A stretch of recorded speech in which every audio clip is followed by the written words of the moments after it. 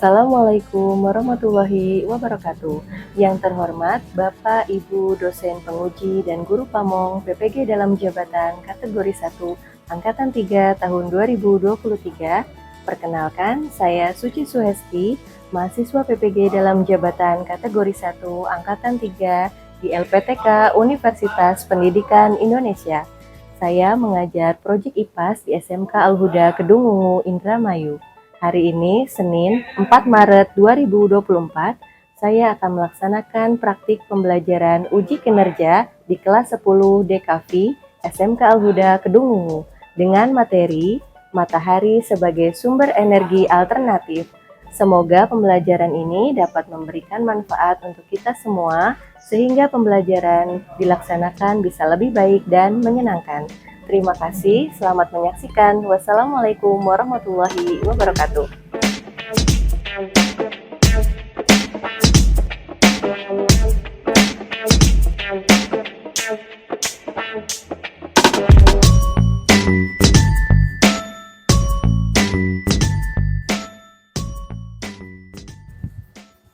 Assalamualaikum warahmatullahi wabarakatuh. Waalaikumsalam warahmatullahi wabarakatuh. Baik, silakan KM dipimpin untuk berdoa terlebih dahulu. Sebelum belajar, marilah kita berdoa. Berdoa dalam hati mulai.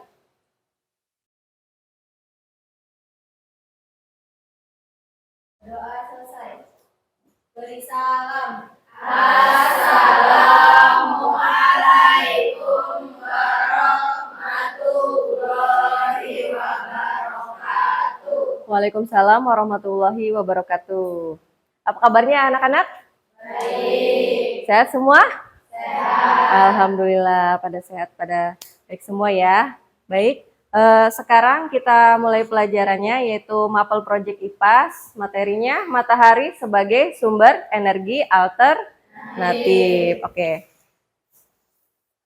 Sebelumnya Ibu akan absen dulu ya.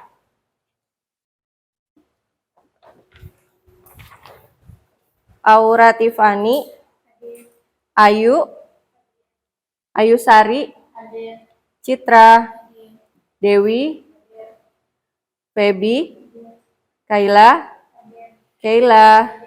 Naya, Nur Sobica, Nurul Ain, Sarah, Siti, Sri, Suci, Titania, Tri Cahaya, Windy. Oke, hadir semua ya, terima kasih.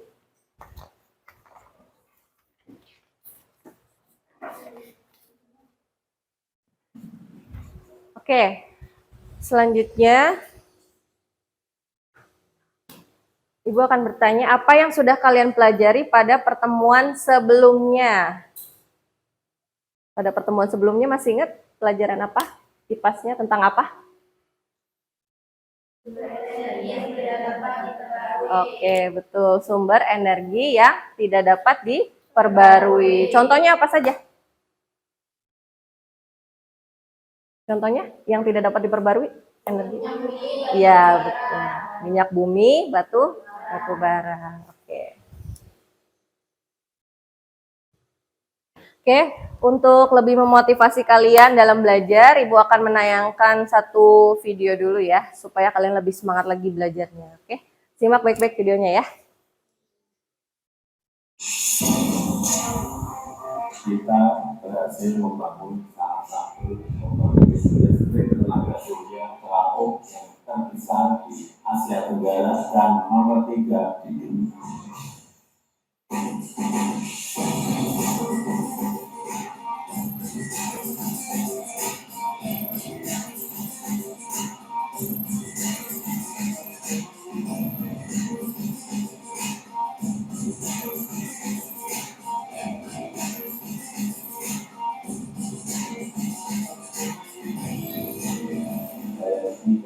Pembangkit listrik tenaga surya PLTS Terapung Cirata 192 MW Kabupaten Purwakarta, Provinsi Jawa Barat, Indonesia.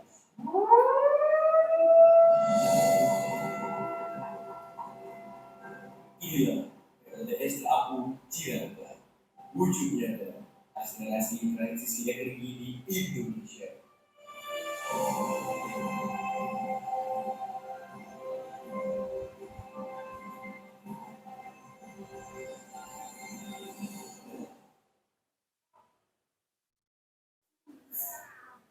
Oke, tadi motivasi sudah. Bagaimana? Ternyata Indonesia sudah membangun PLTS terbesar ketiga se-Asia Tenggara. Keren ya? Oke. Sekarang Ibu akan bertanya, ada pertanyaan ini, bagaimana pemanfaatan matahari sebagai sumber energi di kehidupan kita? Ada yang bisa jawab? Ya. Ya, sumber penerangan alami di bumi. Betul ya, ada lagi? Ya. Membantu proses fotosintesis tumbuhan hijau. Ya, betul. Matahari itu membantu proses fotosintesis tumbuhan hijau. Ada lagi yang lain? Silakan.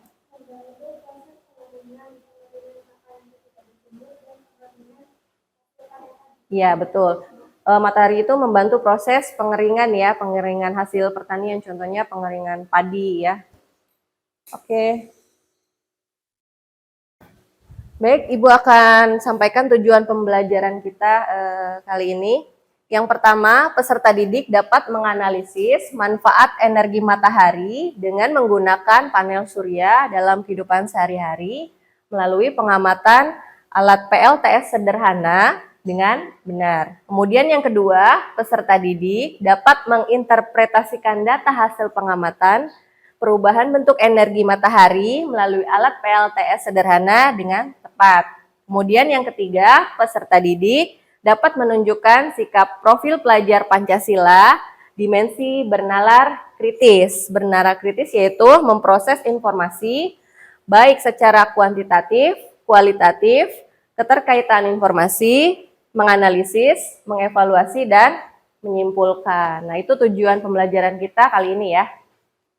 Baik, selanjutnya. Pentingnya kompetensi kali ini yaitu supaya kalian mengetahui bahwa fenomena yang terjadi di sekitar kita itu erat kaitannya dengan matahari sebagai sumber energi ya. Oke, selanjutnya adalah garis besar pembelajaran kita hari ini. Garis besarnya bagaimana, Bu? Pada pembelajaran kita kali ini yaitu menggunakan model pembelajaran Problem Based Learning atau PBL ya. Nanti kalian akan dihadapkan pada suatu permasalahan kontekstual yang biasa dijumpai dalam kehidupan sehari-hari. Kemudian kalian nanti mendiskusikannya bersama teman kalian dalam kelompok dengan cara menjawab beberapa pertanyaan yang ada di LKPD. Nanti Ibu bagikan LKPD-nya ya. Dan juga melalui pengamatan menggunakan alat PLTS sederhana. Nanti kalian dapat menyimpulkan atau menjawab permasalahan tersebut ya.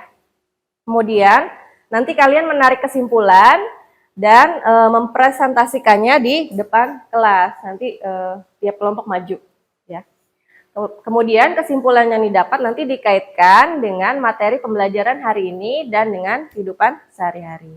Begitu ya garis besar pembelajaran kita kali ini.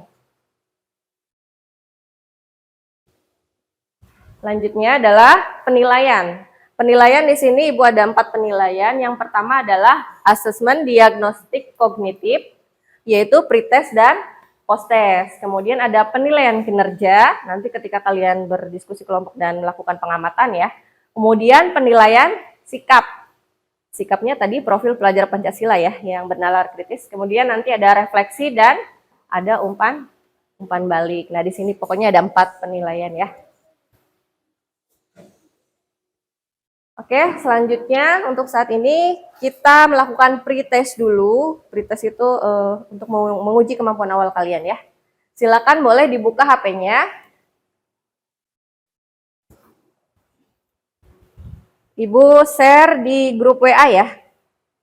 Soal pretestnya, silakan. Yang ada tulisan pretestnya itu ada Google Form ya. Silakan dikerjakan terlebih dahulu.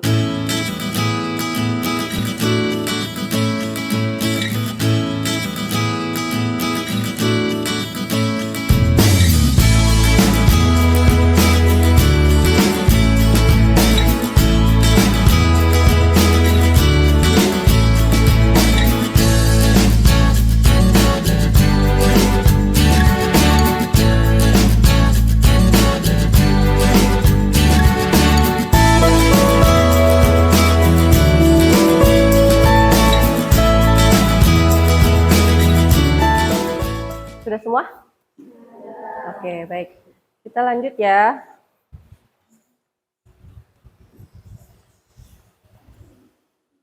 Kalau sudah, kita lanjut. Sudah semua? Oke. Baik, untuk selanjutnya Ibu akan menampilkan sebuah video, nanti disimak dengan baik-baik, video YouTube dari channel YouTube namanya Kok Bisa, dengan judul Apa Jadinya Kalau Seluruh Energi Fosil Kita Musnahkan. Tolong perhatikan baik-baik ya, karena nanti kalian akan membuat pertanyaan dari video ini, pertanyaan tentang permasalahan yang akan timbul apa gitu ya. Jadi harus disimak dengan baik-baik, oke?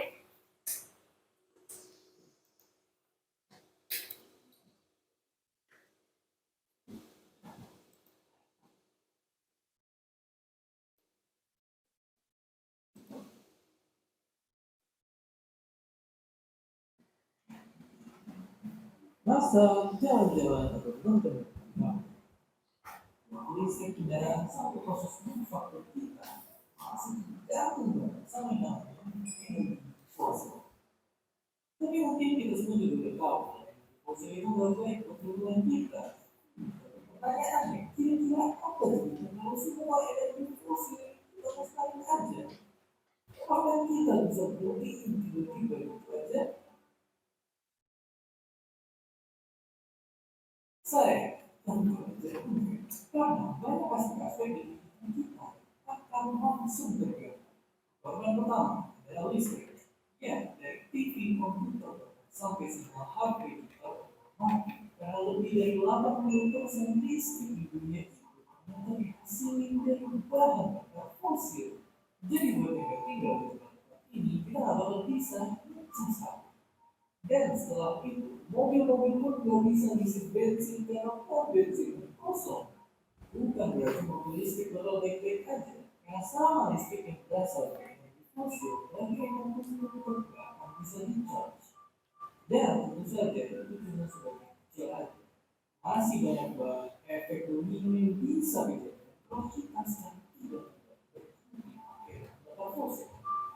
Oke, ternyata masalah ini nggak baik saja mata. Bukan perlu ini masalah jelas, tapi bukan awal bukan mau itu semua. Sebelum ada revolusi industri,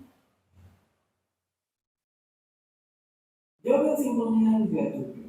Karena temperatur juga tetap naik terus. Itu menjadi karena laut tidak terlalu panas.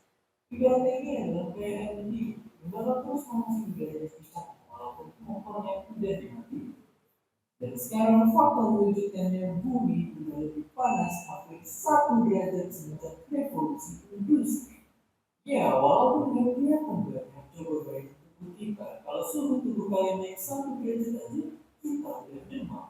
Naik 2 derajat, kita udah masuk rumah sakit. Apalagi kalau panas.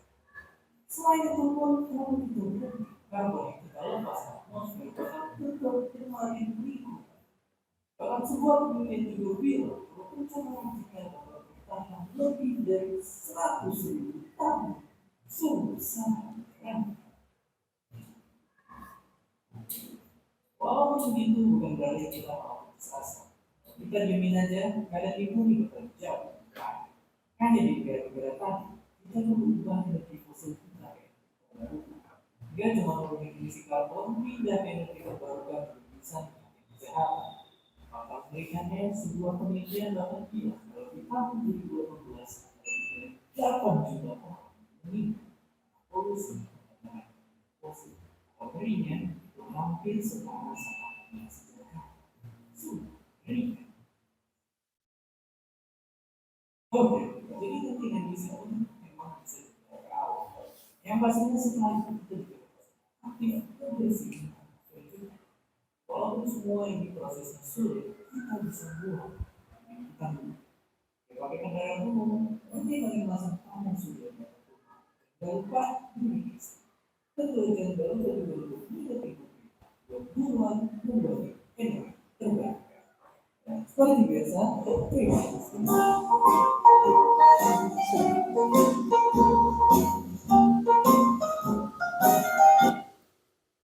Oke, dari video tadi Ada yang bisa mungkin mengungkapkan beberapa pertanyaan tentang permasalahan yang ada? Siapa?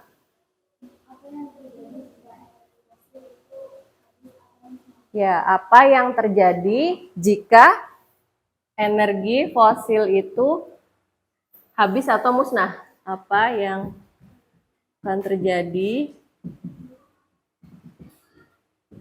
jika energi fosil itu habis ya atau musnah? Itu permasalahan yang pertama dari video yang tadi kalian simak. Mungkin ada permasalahan kedua lagi? Ada tidak? Ada lagi? Ya, silakan.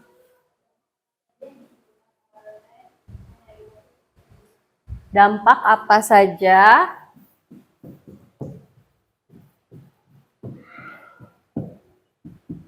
jika apa tadi? Jika dampak apa saja? Oh, yang ditimbulkan oleh energi fosil ketika digunakan. Iya.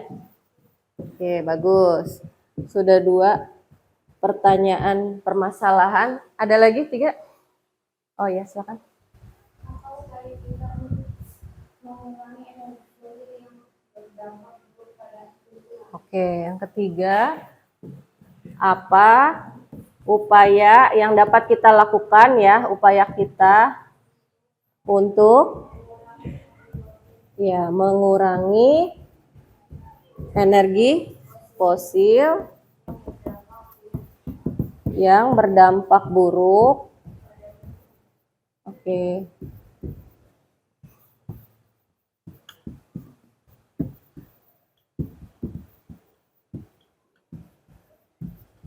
Oke, ini ada 3 permasalahan yang kalian dapat ungkapkan dari video YouTube tadi ya.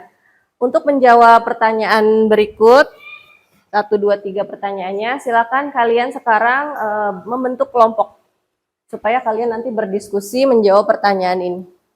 Ya, boleh dari sekarang kalian membentuk kelompok, 4 kelompok, terdiri dari 4 sampai 5 orang. Silakan, boleh dirapatkan mejanya.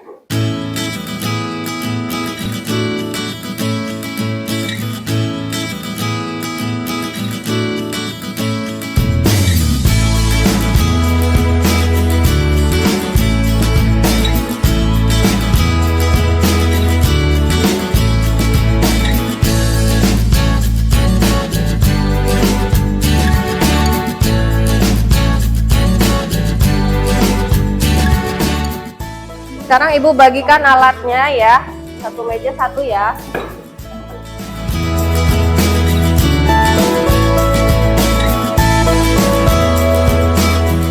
Ini LKPD-nya, 1 kelompok 1.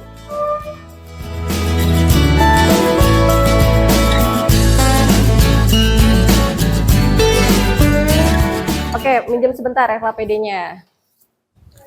Nah, di sini ada LKPD, perhatikan dulu. LKPD itu apa Bu? LKPD adalah lembar kerja peserta didik. Nanti kalian secara berkelompok mengisi LKPD ya, dengan cara berdiskusi. Yang pertama nanti kalian isi nama-nama kelompoknya. Nah di sini ada tujuan pembelajaran sama petunjuk penggunaan LKPD. Kemudian nanti kalian di sini diskusikan menjawab pertanyaan dari LKPD-nya. Silakan diskusikan bersama teman sekelompok. Jangan lupa ditulis nama-namanya juga ya. Nah, nanti kalian melakukan pengamatan menggunakan alat PLTS sederhana itu. Ya, diatur pengamatannya. Nanti sesuai petunjuk LKPD diisi pertanyaannya juga.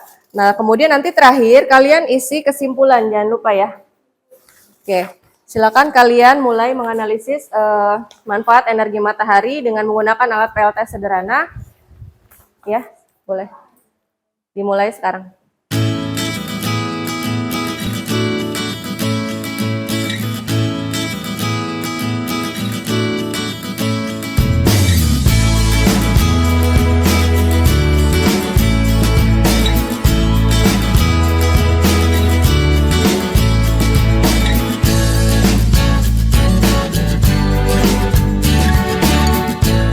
Silakan mulai diskusikan untuk menjawab LKPD-nya kalau sudah ditulis nama-namanya.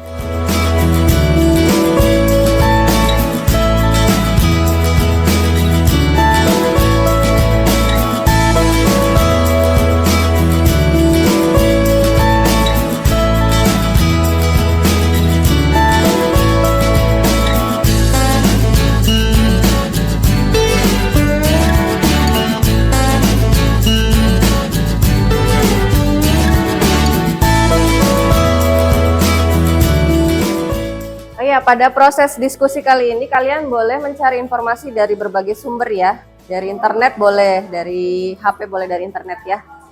Pencarian informasi dari berbagai sumber untuk dapat menjawab pertanyaan yang ada di LKPD.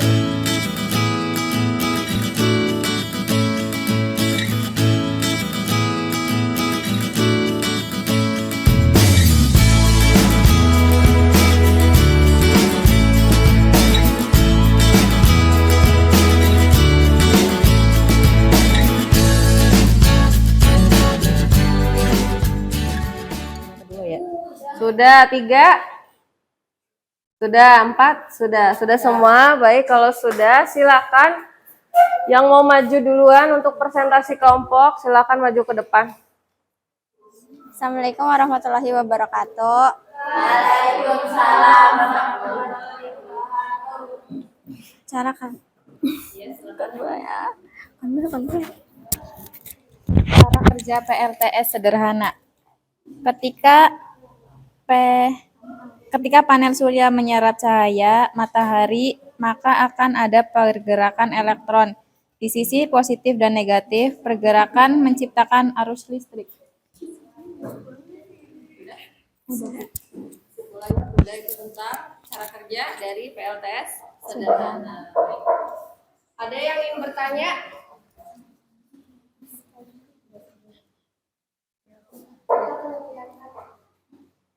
Apa kelebihan dari panel surya? Menghemat tagihan listrik, ramah lingkungan, tidak menimbulkan polusi. Ya, kelebihan dari panel surya katanya menghemat apa tadi? Tagihan listrik, kemudian tidak menimbulkan polusi. Ya. Ada pertanyaan lagi mungkin untuk kelompok? Ya, silakan. Apakah panel surya cocok di Indonesia? Kelompok ini silakan jawab. Mengubah alur DC yang dihasilkan panel surya menjadi alur listrik. Apakah panel surya cocok di Indonesia? Iya. Terletak di garis. Jawabannya cocok enggak? Cocok. Cocok. Karena Indonesia terletak di garis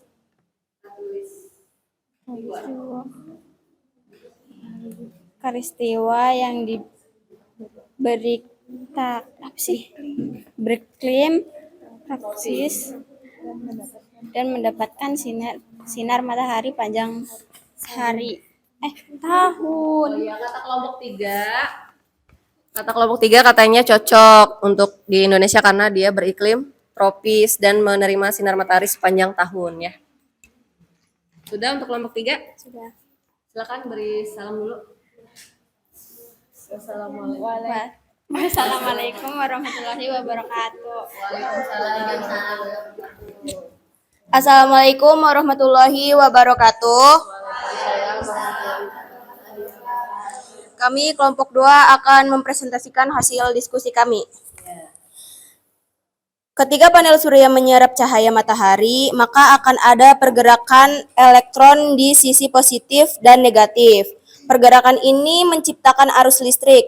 Arus listrik ini disimpan dalam baterai recharger pada rangkaian proses pengisian energi listrik dari panel surya ke baterai recharger ini diatur oleh modul charger baterai.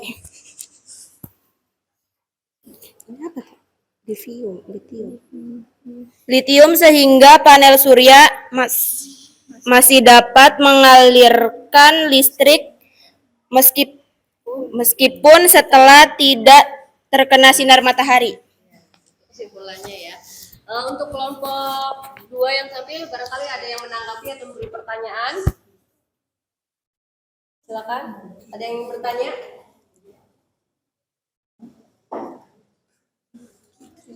Untuk kelompok 2 yang tampil, silakan. Apa kelemahan panel surya? Pancaran sinar matahari yang tidak tetap intermiten ketika cuaca mendung proses perubahan energi cahaya matahari menjadi energi listrik tidak maksimal. Ya. Ketika cuaca mendung, proses penyerapan energi sinar mataharinya tidak maksimal. Ada lagi mungkin pertanyaannya? Ada pertanyaan lagi untuk kelompok 2? Ya, silakan.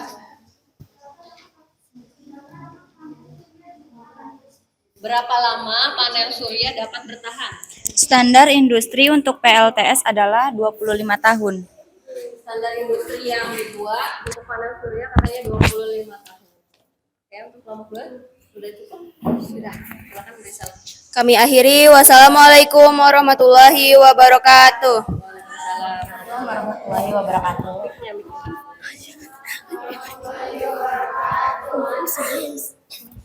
Cara kerja PLTS sederhana. Ketika panel surya menyerap cahaya matahari, maka akan ada pergerakan elektron di sisi positif dan negatif. Pergerakan menciptakan arus listrik. Sudah.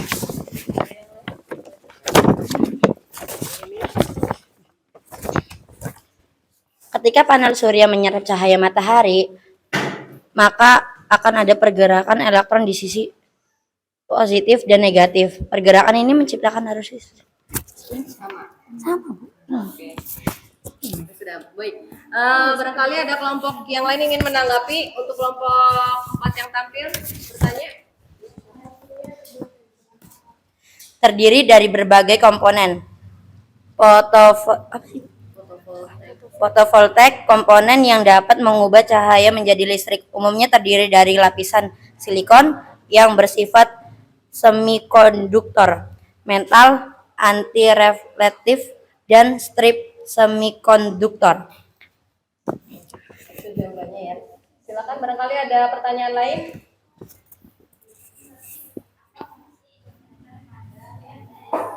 Apa fungsi inverter? Ini AC apa DC? AC.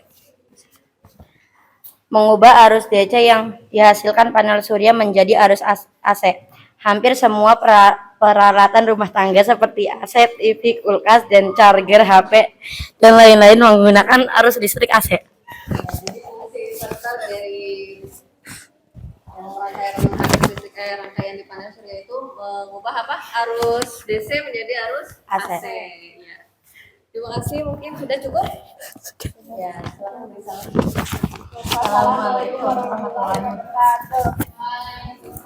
Assalamualaikum warahmatullahi wabarakatuh. Perkenalkan, kami dari kelompok 1 akan mempresentasikan hasil diskusi kami.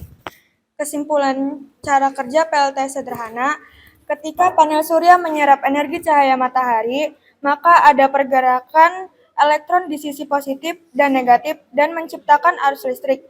Arus listrik disimpan dalam baterai recharge pada rangkaian. Proses pengisian energi listrik dari panel surya ke baterai recharge diatur oleh modul recharge baterai litium, sehingga dapat mengalirkan energi listrik meskipun tidak terkena energi matahari. Barangkali ada tanggapan atau pertanyaan? Silakan. Ya, Suci.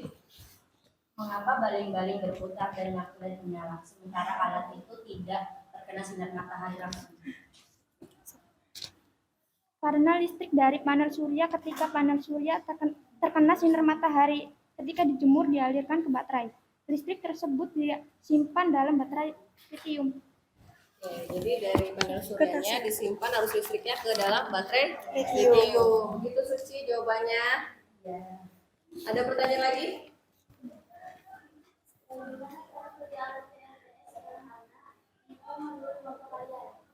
Cara kerjanya. Ketika panel surya menyerap cahaya matahari, maka akan ada pergerakan elektron di sisi positif dan negatif. Pergerakan ini menciptakan arus listrik. Arus listrik ini disimpan dalam baterai recharge pada rangkaian. Proses pengisian energi listrik dari panel surya ke baterai recharge ini diatur oleh modul charger baterai lithium. Sudah? Sekian dari kami. Wassalamualaikum warahmatullahi wabarakatuh. Waalaikumsalam warahmatullahi wabarakatuh. Baik, semua kelompok sudah tampil ya, sudah maju satu-satu, sudah tampil berani dan menyampaikan kesimpulannya dengan baik. Kelompok kalian juga sudah menanggapinya dan memberikan pertanyaan-pertanyaan dan dijawab pula dengan baik oleh kelompok yang maju, oleh kelompok yang tampil. Oke, selanjutnya dari kesimpulan dari ini yang sudah bisa dijawab oleh kalian, bisa dijawab kan? Apa yang akan terjadi jika energi fosil itu habis atau musnah kan? Apa jawabannya, kesimpulan oleh kelompok kalian? Jawabannya apa? Kalau energi fosil itu habis, sudah dijawab kan? Iya, apa jawabannya?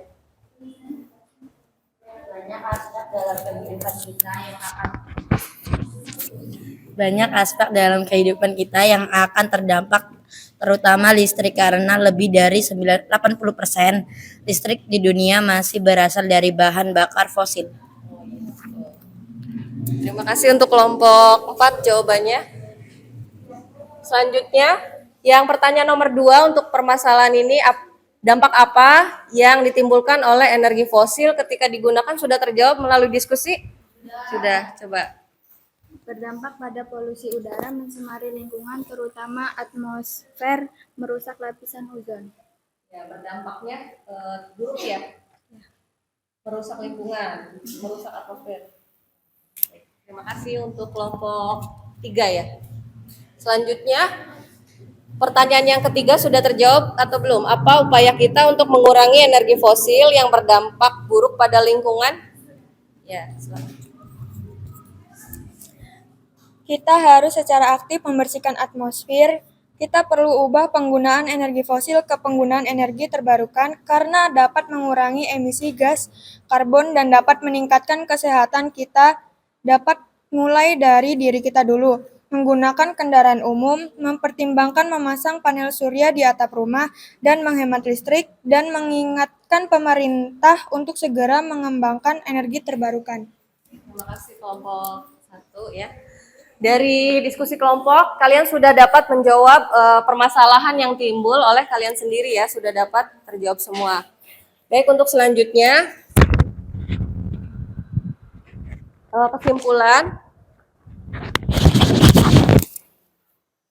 kesimpulan dari pembelajaran kita kali ini. Yang pertama, matahari merupakan sumber energi yang besar ya bagi bumi. Bayangkan kalau tidak ada matahari, bumi ada kehidupan tidak? Tidak ada kehidupan ya, karena semuanya bergantung pada matahari. Mulai dari apa tadi? Penerangan alami bumi ya. Terus apalagi tadi yang dibicarakan? Untuk selanjutnya apalagi kegunaan matahari? Membantu proses fotosintesis tumbuhan hijau. Jadi banyak sekali manfaatnya matahari dalam kehidupan kita sehari-hari. Oke, di sini 8 mencatat radiasi harian matahari itu sekitar 4,8 kWh per meter persegi. Karenanya PLTS dapat dipasang di mana saja di seluruh wilayah Indonesia selama lokasi terkena langsung sinar matahari dan tidak terhalangi oleh bayangan matahari. Karena Indonesia itu termasuk ke dalam negara tropis ya, daerah apa namanya? Khatulistiwa. Jadi akan menerima sinar matahari langsung sepanjang tahun. Makanya sangat kondusif sekali jika hampir di seluruh wilayah Indonesia dipasang PLTS gitu ya. Selanjutnya, kesimpulan yang selanjutnya adalah energi matahari menjadi salah satu energi alternatif terbaik. Kenapa terbaik? Tidak menimbulkan polusi udara. Kalau tadi energi fosil itu menimbulkan polusi udara ya. Contohnya apa? Asap kendaraan bermotor, yaitu menimbulkan asap, merusak lapisan atmosfer, merusak lapisan ozon. Kalau ini matahari menjadi salah satu energi alternatif terbaik karena tidak menimbulkan polusi, ramah lingkungan ya. Kemudian yang selanjutnya, Pembangkit listrik tenaga surya atau PLTS adalah pembangkit listrik yang menggunakan sel surya untuk mengubah sinar matahari menjadi energi listrik. Pembangkit listrik ini merupakan bentuk pemanfaatan salah satu sumber energi alternatif yang ramah lingkungan, seperti tadi yang Ibu bicarakan, dan dapat diterapkan untuk penerangan, memasok daya peralatan yang jauh dari jaringan listrik konvensional, dan lain-lain. Itu kesimpulan hari ini. Terima kasih ya. Selanjutnya, oke, Ibu akan kirim soal post-testnya di grup WA. Silakan untuk kalian mengerjakan soal post-test ya. Ibu sudah kirim linknya di grup WA ya, Google Form-nya. Silakan diisi.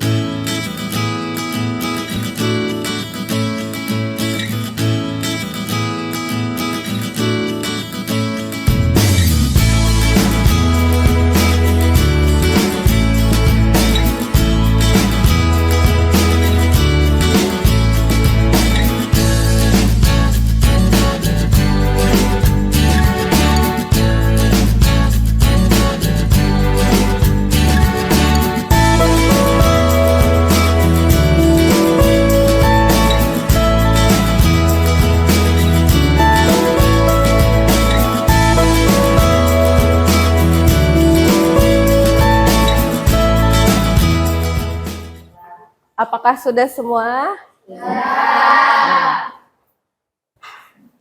Selanjutnya, kita lihat.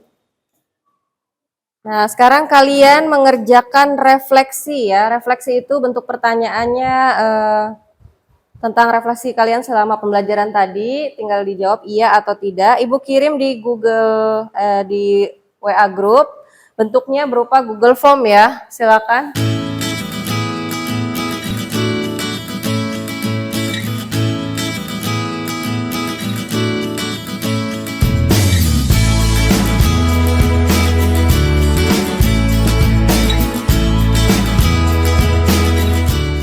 Refleksi sudah semua atau belum? Ada yang belum? Sudah, baik.